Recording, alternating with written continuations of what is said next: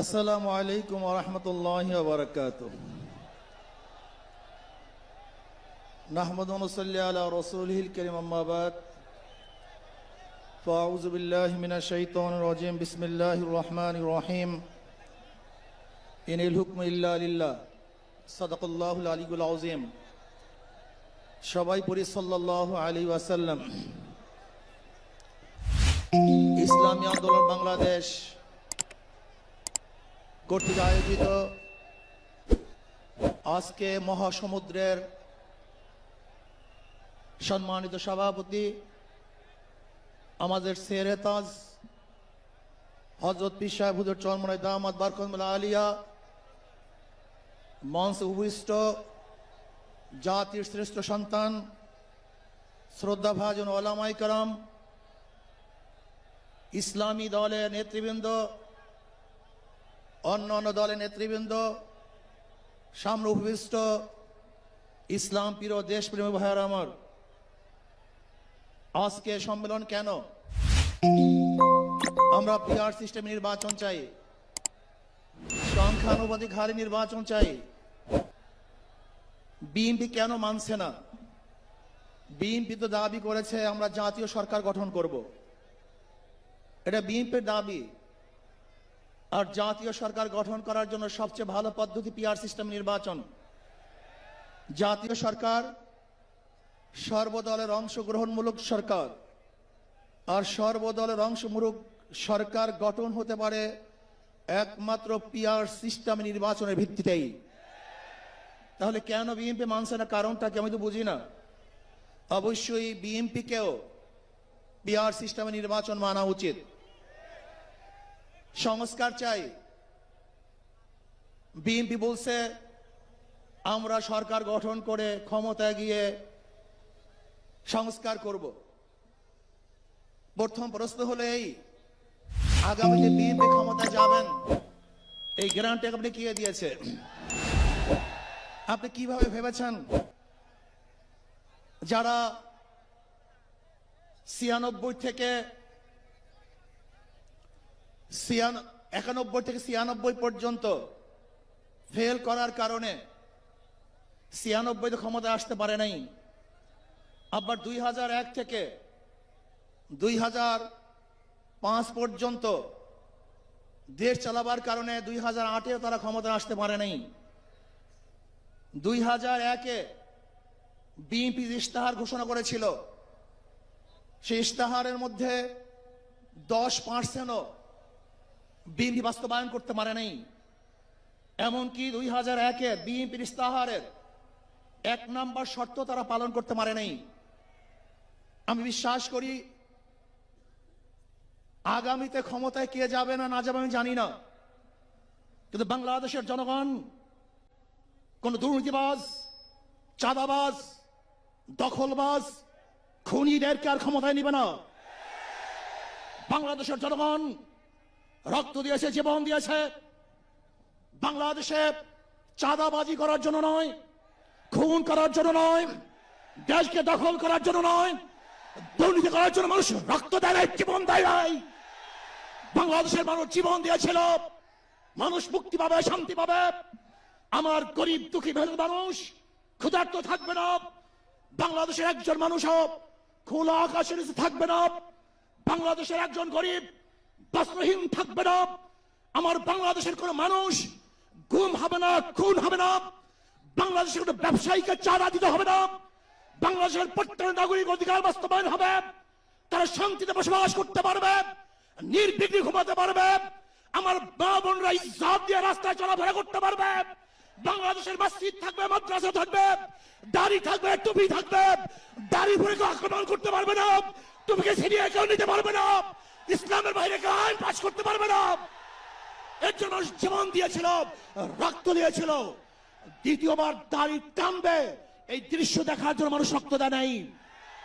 মৌলবাদীর বিরুদ্ধে আঙ্গুল তুলবে, মোল্লা বলে গালি দিবে, আজকে টুপি দাড়িওয়ালাদেরকে ক্ষমতায় যেতে দেবে না, এই স্লোগান শোনার জন্য মানুষ রক্ত দেয় নাই। এই দৃশ্য দেখার জন্য বুকের তাজা রক্ত জমিনে ঢেলে দিয়ে মানুষ শাহাদাত বরণ করে নাই, বরং বাংলাদেশের মানুষ শাহাদাত বরণ করেছিল এই জাতিকে মুক্তি দেওয়ার জন্য, কোরআন ও সুন্নাহর আইন বাস্তবায়ন করার জন্য। বাংলাদেশের মানুষ ওই ভারতের গোলামি করার জন্য রক্ত দেয় নাই। বাংলাদেশের মানুষ ভারত আমাদের দেশে কর্তৃত্ব নেতৃত্ব করবে, আমেরিকা আমাদের দেশে কর্তৃত্ব নেতৃত্ব করবে, এর জন্য বাংলাদেশের মানুষ জীবন দেয় না, রক্ত দেয় নাই। বাংলাদেশের মানুষ সাধন, তারা নিজেরা আইন প্রণয়ন করবে, নিজেরা সংসদ পরিচালিত করবে, তারা নিজেদের পায়ে দাঁড়াবে। বাংলাদেশের মানুষ জীবন দিতে পারে, কিন্তু কার গোলামি করতে পারে না। প্রিয় ভাইরা আমার, আমি বিশ্বাস করি আজকে মঞ্চে যারা আছেন, যদি আমরা মুনাফিকি না করি, মঞ্চে যারা আছেন যদি মুনাফিকি না করি, মুখের এবং কাজের কথা যদি একসাথে থাকেন, মুখের সাথে কাজের যদি মিল থাকেন, আমি এই লক্ষ জনতার সামনে কসম করে বলতে পারি আগামীতে ক্ষমতায় যাবে ইসলাম, ক্ষমতায় যাবে ইসলাম, কোনো সন্দেহ নাই।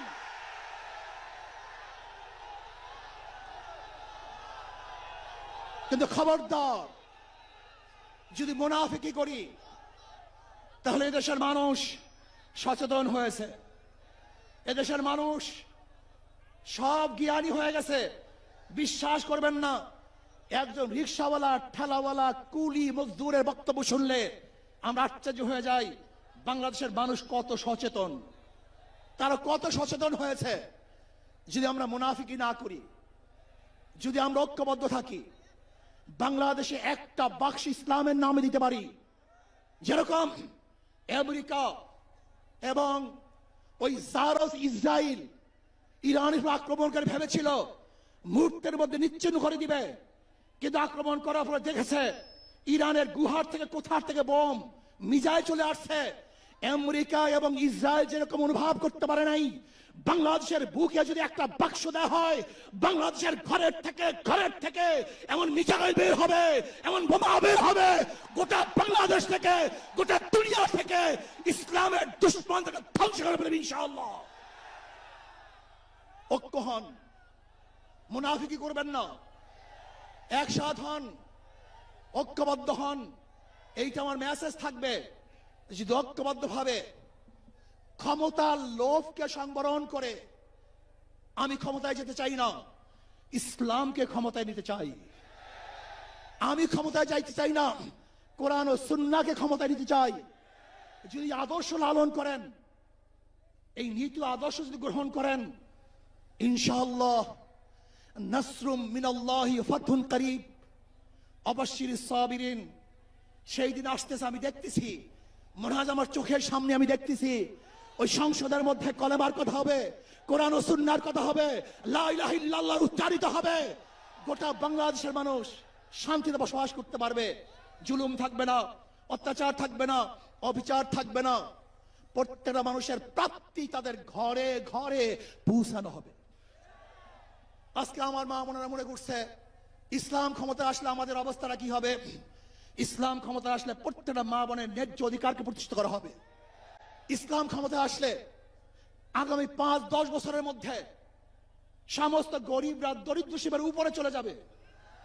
ইসলাম ক্ষমতা আসলে 28 লক্ষ কোটি টাকা বিদেশে পাচার হবে না, দুর্নীতি থাকবে না, জুলুম থাকবে না, অত্যাচার থাকবে না, নির্বিচার কোনো মানুষ আর খুন হবে না, গুম হবে না। ইসলাম ক্ষমতা আসলে শ্রমিকদেরকে তাদের অধিকার আদায়ের জন্য রাস্তায় নামার কোনো প্রয়োজন হবে না। ইসলাম ক্ষমতা আসলে কৃষক, শ্রমিক, মজদুররা তাদের অধিকারকে প্রতিষ্ঠিত করার জন্য ইসলামী সরকার তাদেরকে নিয়ে কমিটি গঠন করে তাদের প্রাপ্তি তাদের কাছে পৌঁছায় দেবে। আসুন ইসলাম হুকুমাত কায়েম করার জন্য আমরা চেষ্টা করব। আজকে আমাদের এই জনসভায় যশোর থেকে আমার কিছু ভাই আসার সময় তার অ্যাক্সিডেন্ট হয়ে শাহাদাত বরণ করেছে। আল্লাহ তাদেরকে জান্নাতুল ফেরদাউস দান করেন। আমার অনেক ভাইয়ের আহত অবস্থায় আছে, আল্লাহ পাক তাদেরকে সুস্থ করে দেন। আসুন আজকে জনসমুদ্রে আমরা আসছি, আমাদের টাকা নাই, পয়সা নাই, নিজের পয়সা দিয়ে এসছি, নিজের খানা খেয়েছি। এই জাতিকে, এই দলকে, এই কাফেলাকে গোটা দুনিয়ার কোনো প্রশক্তি পরাজয় করতে পারবে না, থামিয়ে রাখতে পারবে না। অবশ্যই ইনশাআল্লাহ আমরা বিজয় হব। আল্লাহ আমাকে এবং সবাইকে ইসলাম হুকুমাত কায়েম করার তৌফিক দান করেন। আমা আলাইনা ইল্লাল বালাগ। আসসালামু আলাইকুম ওয়া রাহমাতুল্লাহি ওয়া বারাকাতুহু।